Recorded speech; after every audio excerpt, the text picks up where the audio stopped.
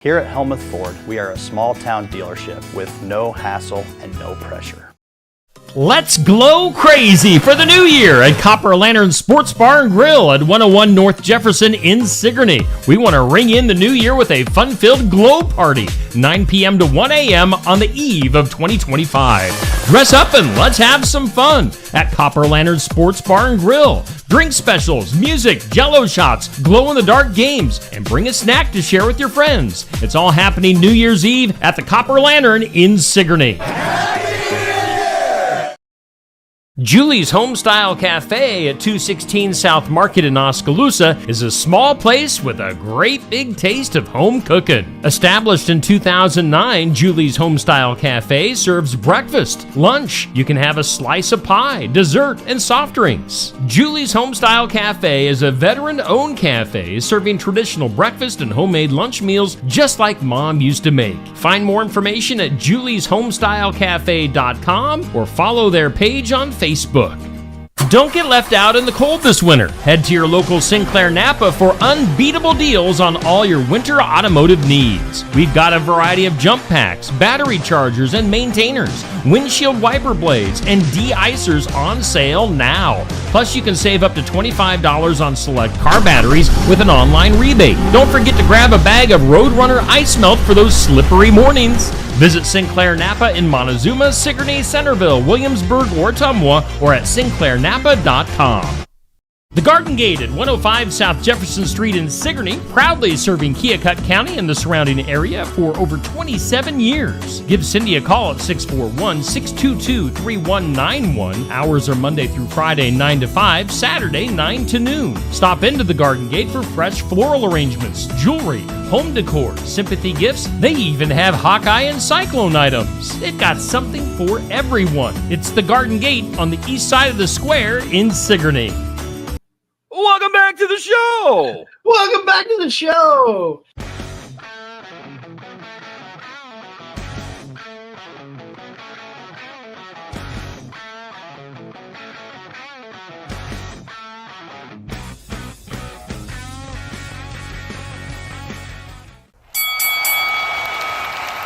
And now, your hosts of the Card Subject to Change podcast, the For Frequency's Sake Tag Team Champions of the World, the Wizard CZ, and never wrong, Nick Bull.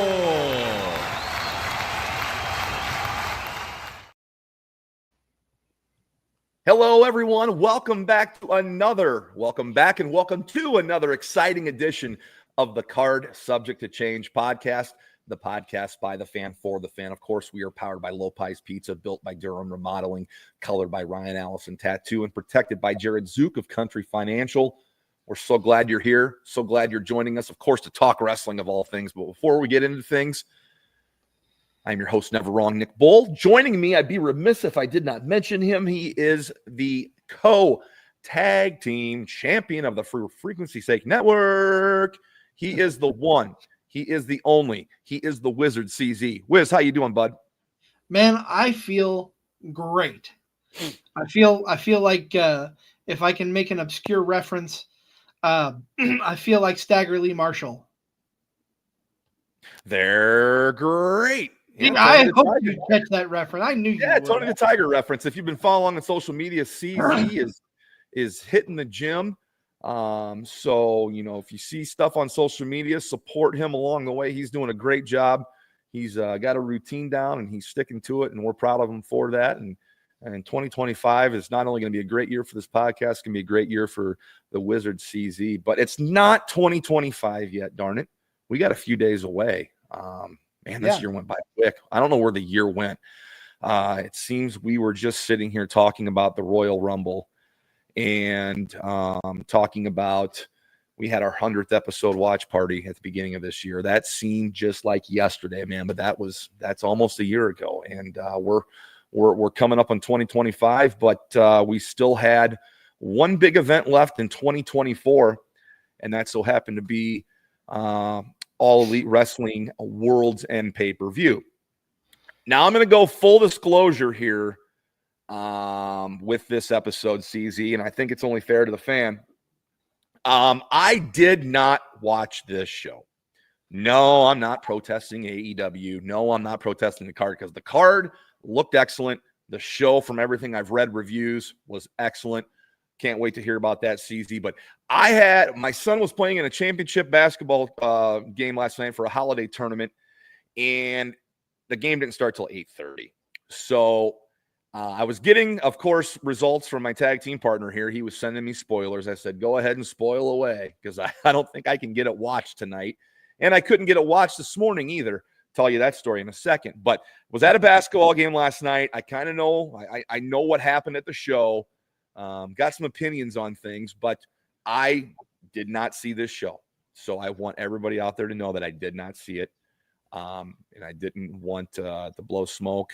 I just wanted to be honest with everybody. Did not see the show, but I do want to comment on it. I'm excited for it. Didn't have a chance to watch it because I was made an appearance on the up-and-coming MLW Confusion podcast with our buddy Rob Kammerer. Wanted to plug his show here. I think that show will drop later this week.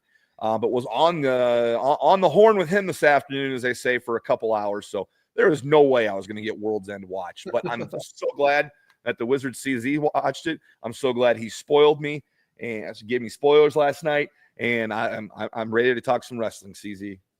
And I'll be honest, Nick, your opinions are what matter the most when we do these react shows, because we're not doing a blow-by-blow replay of the show. We're giving our opinions and our reactions. Sure. Before we get into World's End, I just want to ask, was the hot tub full of pizza rolls all it was cracked up to be? All you hoped for and more? It was. I was worried I was going to get burned because hot, pizza rolls do get hot. They're really hot when they come out. So no burns. Man, I'll give you a little tease. If you like bad wrestling, it's the podcast for you. We talk a lot about bad wrestling shows we loved. So if you kind of liked our ugly sweater party, there's some vague references there to that. But man, we talked about a lot of things. Rob's got a great mind for wrestling and a different perspective. And that's was just of our conversation. Like, wrestling's this broad paint stroke, but when I go to a wrestling show, when you go to a wrestling show, when Rob Kammerer goes to a wrestling show, we're all looking for something different, but we're all there for wrestling. And at the end of the day, that's what it's all about. So a fun conversation with Rob. We'll share on our social media pages when the episode drops this week. Absolutely. I'm looking forward to hearing it. I've been on his podcast. I've been on MLW Confusion in the last month or so. So if you want to check that out, he's on Spotify, and look for Nick's episode coming up. Generally, Rob releases them on Friday to the general public. I think he said Friday. Rob does a lot more editing with his show than we do, and that's, hey, more power to him. I mean, we weren't live with Rob, so he was able to do some editing. But we've kind of just liked the whole live mic thing here at the Card Subject to Change podcast. What's editing? We just go with it. No, I think Rob is great. He does a lot of editing with his show, which is fine. I don't but for us, we just kind of go off the cuff, and it works for us. This works for us. Well, Nick, let's get this ball rolling. Absolutely. We are on episode 164 of the Card Subject to Change podcast, classically Continental. If you're wondering about that name and you are living under a rock and don't know anything about AEW, that is because the Continental Classic Tournament I had the semifinals and final match on this show. So we focused on that. We focused on just the Continental Classic in general on our last episode of the Kickouts. So check that out in the archives. But no, we have 4 finalists going into the semifinals. That's what the semifinals are all about. It comes down to the final 4. We have Will Ospreay, Kyle Fletcher, Kazuchika Okada, and everyone's favorite guy who puts his foot in his mouth way too much, and that's Mr. Ricochet. Which, as we all know, there wouldn't be an AEW without Ricochet. He's kind of been in the news recently. I mean, he hasn't done anything bad, but the fans really don't care for Ricochet right now, and they've made that known. So, on that subject, I have to wonder how much of this current iteration of Ricochet, how much of this is coming from his bosses and how much is it just him blatantly sticking his foot in his mouth? Did he have, I mean, everybody has more of a leash when you're in the WWE. There's someone there to not make you look like an idiot. Is he just off the leash, or is this just to portray heat to his character? I'm going to give him the benefit of the doubt. I think this is going into his character. I think when he said that thing that AEW wouldn't be here without Ricochet, when that happened, I'm like, oh my God, that might be the dumbest thing I've ever heard. But now I'm looking back on it, and I'm thinking he said it on purpose, because Ricochet debuts, comes over from WWE, right? And everybody's excited. I think any wrestling fan that's a fan of Ricochet, if you're a fan of wrestling, you're excited to see Ricochet again. You're excited to see the guy is an unbelievable athlete in the ring. Unbelievable what he can do. And I think automatically when he comes over, everybody's like, oh, Ospreay Ricochet. We're finally gonna get what we've been wanting all these years. If you look at it like that, what happens after you do Ospreay and Ricochet? Then what? So I think him spouting out the mouth, I think him getting booed, I think him getting TP'd with toilet paper even before this show, I think it's the first step in his next character development. Embrace this hate, become a heel, become an unbelievable heel. So when Ospreay Ricochet does happen, when it matters for a title or something down the road, we'll have a story to tell instead of just two guys getting in the ring and doing their thing. I think maybe I think as this thing progresses, we're going to see him just get more hated and more hated and more hated. Guess what? That's still good. That's a reaction. He's getting a reaction. And I think this is a big moment in time in his career, because in years past, when you said Ricochet on a WWE show, okay, he's going to do a spot or two. Or two? How about or 12? Okay, you know what I'm getting at. But he needs to get away from that typecast. Okay? Yes. And getting away from that typecast, he needs to embrace this hate.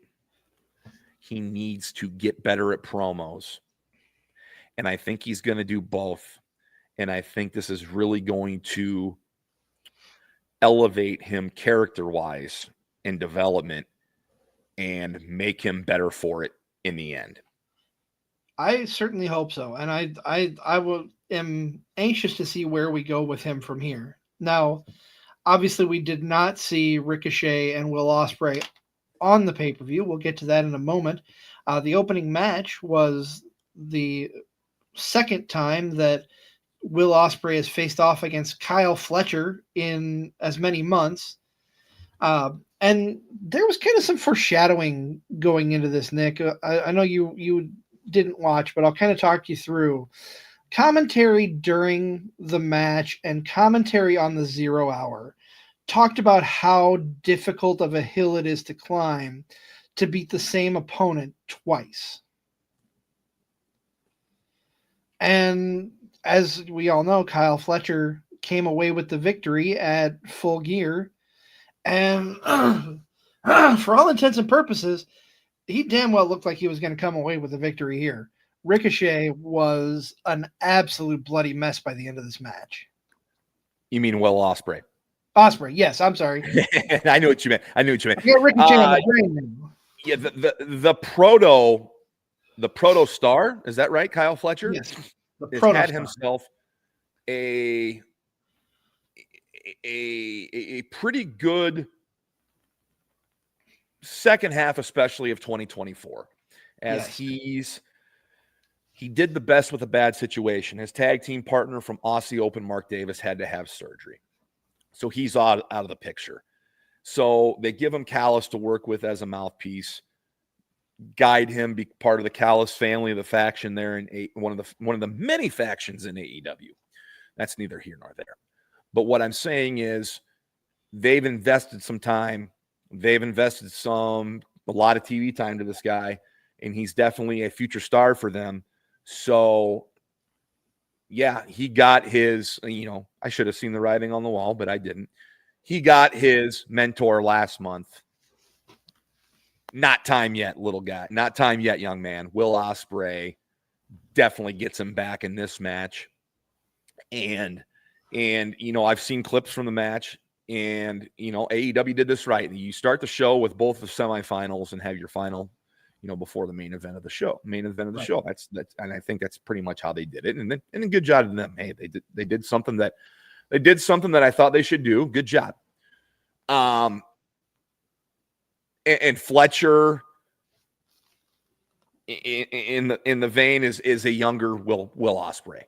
They grew up together, they came up together, but he's always going to be looked at as the understudy of Will Ospreay. It's not his time yet. I thought maybe it would be his time. I thought maybe, okay, let's throw a curveball at the world. Instead of people just thinking Ospreay's just going to whisk to the finals, let's have Fletcher win this. But I think they made the right decision. It's not quite time for Kyle Fletcher yet. And with Will Ospreay coming out bleeding, face covered, it makes for an interesting story to tell throughout the night as you pump that second semifinal match, as you pump that championship match. He's got to appear. And guess what, fans? You're going to get a match you want. You're either going to get Ospreay Ricochet or you're going to get Ospreay Okada. So, which is another Ospreay winning was the protege. Best. Yes. And this, I know that Uncle Dave, we haven't seen star ratings yet, and you can hear my opinion on star ratings if you read my article this Thursday. I'm just going to give you a preview of that. But Uncle Dave called this the greatest opening match in pay-per-view history. And as our good friend Timothy Regal reminded me this afternoon, Uncle Dave is just one man who has his own opinions. And we don't have to agree with him. I don't